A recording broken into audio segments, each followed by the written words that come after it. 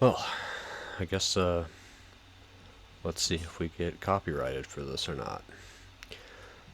Game of Thrones, George R. R. Martin. We're going to start the prologue and work our way up from there. Let's make it a little bit more manageable. We'll do these probably chapter at a time. We should start back, Garrett urged, as the woods began to grow dark around them. The wildlings are dead. Do the dead frighten you? Sir Waymar Royce asked, with just the hint of a smile. Garrett did not rise to the bait. He was an old man, past 50, and he had seen the lordlings come and go. Dead is dead, he said. We have no business with the dead. Are they dead? Royce asked softly. What proof have we? Will saw them, Garrett said.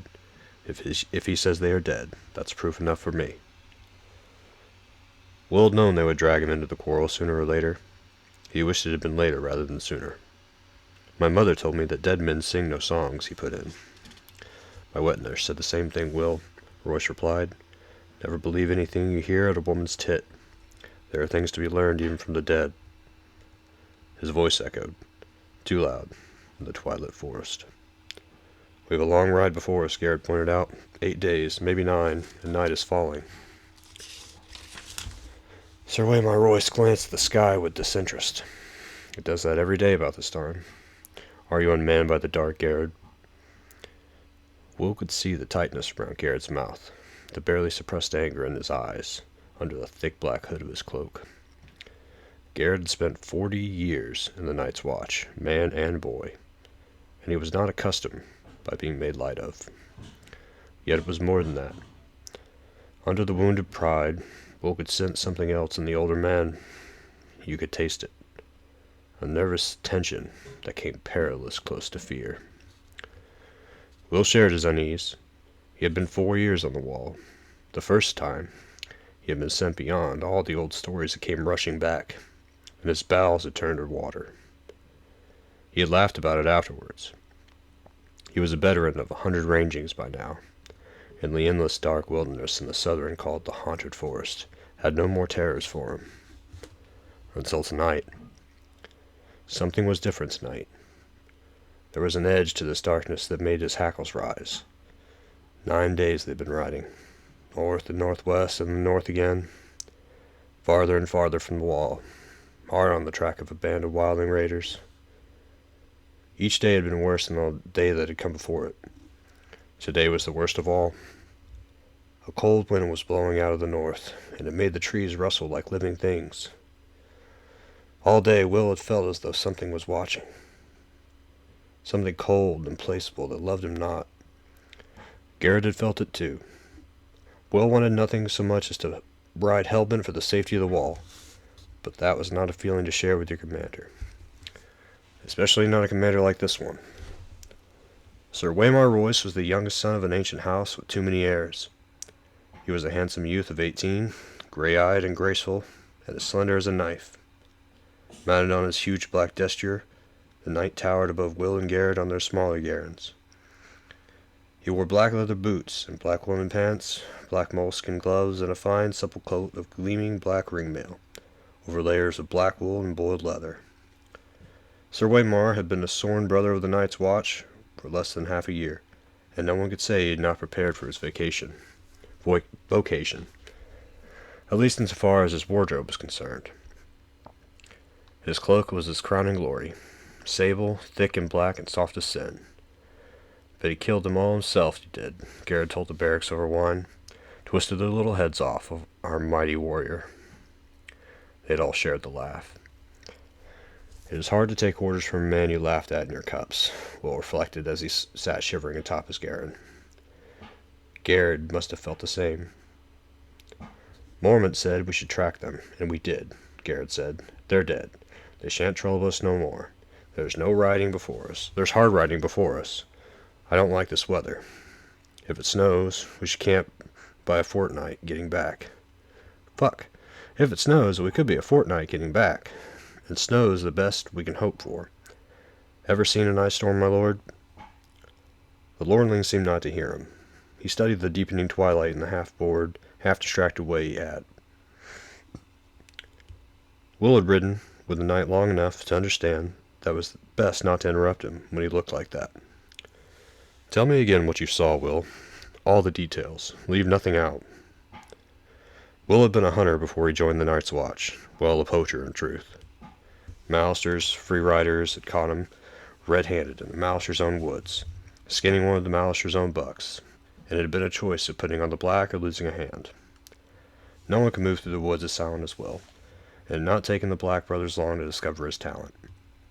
The camp is 2 miles further on, over that bridge, hard beside a stream. Will said, "I got close as I dared. There's 8 of 'em, men and women both. No children I could see. They put up a lean-to against the rock. The snow's pretty well covered it now, but I could still make it out. No fire burning. The fire pit was still plain as day. No one moving. I watched a long time. No living man ever lay so still." "Did you see any blood?" "Well, no," Will admitted.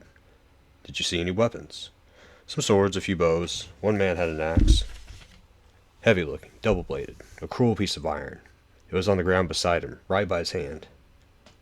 "Did you make note of the position of the bodies?" Will shrugged. "A couple are sitting up against the rock, most of them on the ground, fallen, like, or sleeping." "Fallen," Will insisted. "There's one woman up on the ironwood, half hidden in the branches, afar eyes." He smiled thinly. "I took care she never saw me. When I got closer, I saw she wasn't moving neither." Despite himself, he shivered. "You have a chill?" Royce asked. "Some," Will muttered. "The wind, my lord." The young knight turned back to his grizzled man-at-arms. Frost-fallen leaves whispered past them, and Royce's gesture moved restlessly. "What do you think might have killed these men, Garrod?" Sir Waymar asked casually. He adjusted the drape of his long sable coat. "It was the cold," Garrod said with iron certainty. "I saw men freeze last winter and the one before, when I was half a boy. Everyone talks about snows 40 foot deep, and how the ice wind comes howling out of the north. But the real enemy is the cold. It steals up on you, quieter than will, and at first you shiver and your teeth chatter and you stamp your feet and dream of mulled wine and nice hot fires. It burns, it does. Nothing burns like the cold. But only for a while. Then it gets inside you and starts to fill you up, and after a while, you don't have the strength to fight it. It's easier just to sit down or go to sleep. They say you don't feel any pain toward the end. First you go weak and drowsy, and everything starts to fade. Then it's like sinking into a sea of warm milk. Peaceful like." "Such eloquence, Garrod," Sir Waymar observed. "I never suspected you had it in you." "I've had the cold in me too, lordling." Garrod pulled back his hood, giving Sir Waymar a good long look at the stumps where his ears had been. "2 ears, 3 toes, and the little finger off my left hand. I got a flight. We found my brother frozen at his watch, with a smile on his face." Sir Waymar shrugged. "You ought to dress more warmly, Garrod." Garrod glared at the lordling, the scars around his ears holes flushed red with anger, where Master Aemon had cut the ears away. "We'll see how warm you can dress when the winter comes." He pulled up his hood and hunched over his garron, silent and sullen. "If Garrod said it was cold," Will began. "Have you drawn any watches this past week, Will?" "Yes, my lord." "There's never been a week when he did not draw a dozen bloody watches. What was the man driving at? And how did you find the wall?" "Weeping," Will said, frowning. He saw it clear enough, now that the lordling had pointed it out. They couldn't have froze. Not if the wall was weeping. It wasn't cold enough. Royce nodded. "Bright lad. We had a few light frosts this past week and a quick flurry of snow now, and then but surely no cold fierce enough to kill 8 grown men clad in fur and leather. Let me remind you, with shelter near at hand, and the means of making fire." The knight's smile was cocksure. "Will, lead us there. I would see these dead men for myself." And then there was nothing to be done for it. The order had been given, and honor bound them to obey. Will went in front, his shaggy little garron picking the way carefully through the undergrowth. A light snow had fallen the night before, and there were stones and roots and hidden sinks lying just under its crust. Waiting for the careless and the unwary, Sir Waymar Royce came next, his great black destrier snorting impatiently.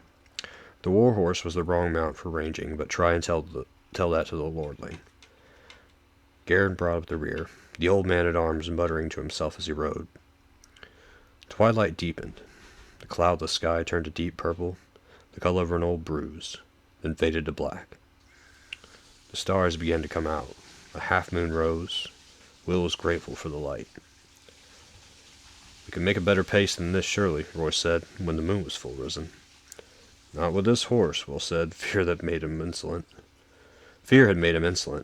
"Perhaps, my lord, we care to take the lead." Sir Waymar Royce did not deign to reply.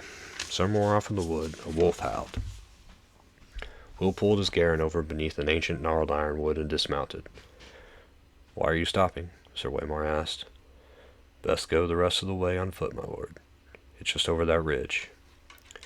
Royce paused a moment, staring off into the distance, his face reflective. A cold wind whispered through the trees, his great sable coat stirring behind like something half alive. "There's something wrong here," Garrett muttered. The young knight gave him a disdainful smile. "Is there?" "Can't you feel it?" Garrett asked. "Listen to the darkness." Will could feel it. 4 years in the Night's Watch, and he had never been so afraid. What was it? Wind, trees rustling, a wolf. Which sound is it that unmans you so, Garrett? When Garrett did not answer, Royce slid gracefully from his saddle. He tied the destrier securely to a low-hanging limb, well away from the other horses, and drew his longsword from its sheath. Jewels glittered in its hilt, and the moonlight ran down the shining steel. It was a splendid weapon, castle-forged, and new-made from the look of it. Will doubted it had ever been swung in anger. "The trees press close up here, lord," Will warned. "That sword will tangle you up, my lord. Better a knife." "If I need instruction, I will ask for it," the young lord said. "Garrett, stay here. Guard the horses." Garrett dismounted. "We need a fire. I'll set to it." "How big a fool are you, old man? If there are enemies in this wood, a fire is the last thing we want." "There's some enemies a fire will keep away," Garrett said. "Bears and direwolves and other things." Sir Waymar's mouth became a hard line. "No fire."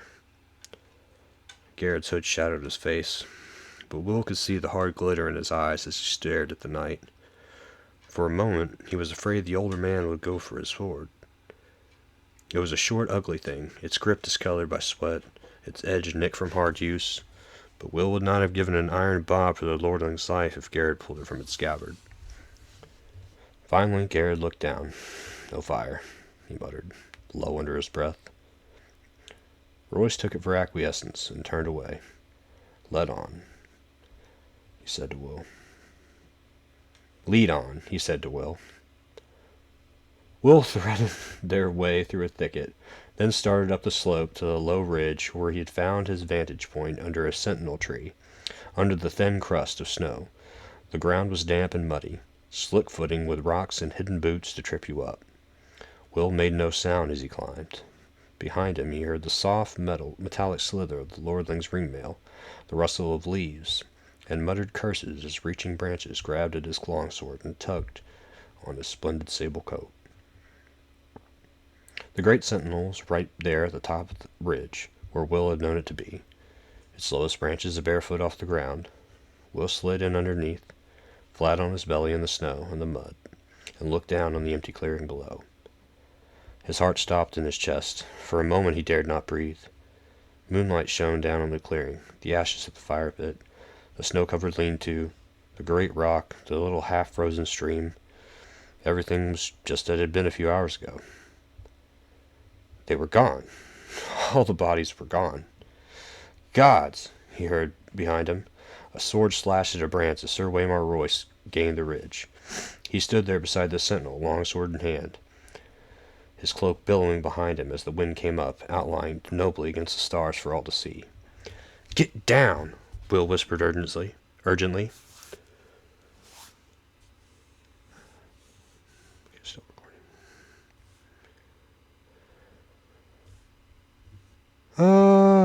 My place. Get down, Will whispered urgently. Something's wrong. Royce did not move. He looked down at the empty clearing and laughed. Your dead men seem to have moved camp, Will. Will's voice abandoned him. He groped for words that did not come. It was not possible. His eyes swept back and forth over the abandoned campsite, stopped on the axe. A huge double-bladed battle axe, still lying where he had last seen it. Untouched. A valuable weapon. On your feet, Will, Sir Waymar commanded. There's no one here. I won't have you hiding under a bush. Reluctantly, Will obeyed. Sir Waymar looked him over with open disapproval.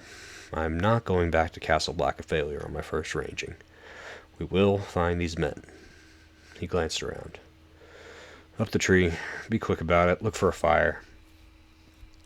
Will turned away wordless. There was no use to argue. The wind was moving. It cut right through him. He went to the tree, a vaulting gray-green sentinel, and began to climb. Soon his hands were sticky with sap, and he was lost among the needles. Fear filled his gut like a meal he could not digest. He whispered a prayer to the nameless gods of the wood, and slipped his dirk free of its sheath. He put it between his teeth and kept both hands free for climbing.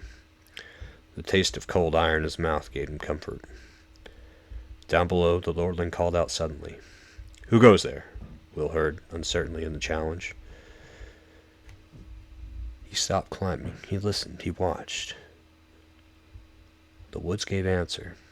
The rustle of leaves, the icy rush of the stream, a distant hoot of a snow owl.